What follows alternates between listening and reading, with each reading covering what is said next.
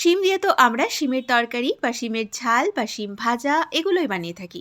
শিমের পকোড়া কি কখনো আপনারা ট্রাই করেছেন? চলুন আজকে আমরা সেটাই বানিয়ে ফেলি। তো তার জন্য এখানে 150 থেকে 200 গ্রাম মতো কচি শিম নিয়েছি। শিমগুলো আমাদের আগে থেকেই বেশ ভালো করে ধুয়ে রাখা আছে। এখন এটাকে কেটে নিচ্ছি। প্রথমেই শিমের দুই প্রান্ত কেটে নিচ্ছি। আর এই যে শিমের শিরের মতো যে অংশটা থাকে সেটাও কিন্তু ফেলে দিলাম। এখন শিমটাকে আমি ঠিক এইভাবে বটিতে চিড়ে নিচ্ছি।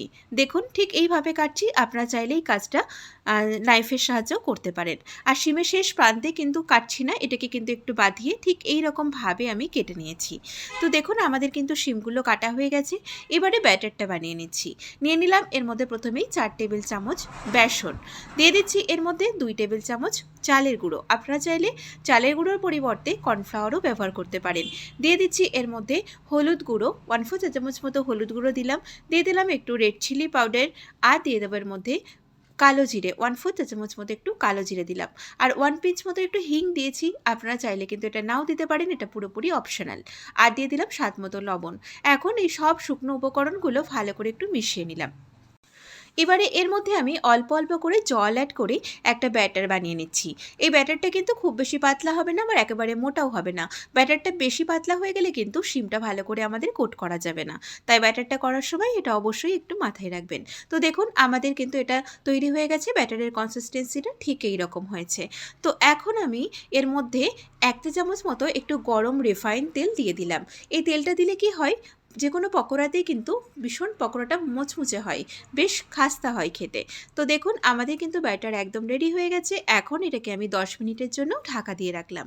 এবারে এই যে শিমগুলো কেটে রেখেছি এর মধ্যে আমি দিয়ে দিলাম স্বাদ মতো একটু লবণ, আর দিয়ে দিলাম একটু রেড চিলি পাউডার। সব শিমের মধ্যে ভালো করে একটা মাখিয়ে নিচ্ছি।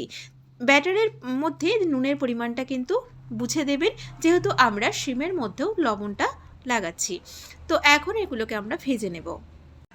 পকোড়াগুলো ভাজার জন্য কড়াইতে রিফাইন তেল একটু বেশি করে দিয়ে দিয়েছি। তেলটা বেশ ভালো গরম হয়ে গেছে। এখন একটা করে শিম ভালো করে ব্যাটারের মধ্যে কোট করে নিয়ে তেলের মধ্যে দিয়ে দিলাম। এবারে আঁচটাকে একটু কমিয়ে নিয়ে বেশ ঘুরিয়ে ফিরিয়ে ডিপ বাদামি রং করে ভেজে নেব। আপনারা কিন্তু ডাল ভাতের সাথে এই শিমের পকোড়াটা বানিয়ে নিতে পারেন।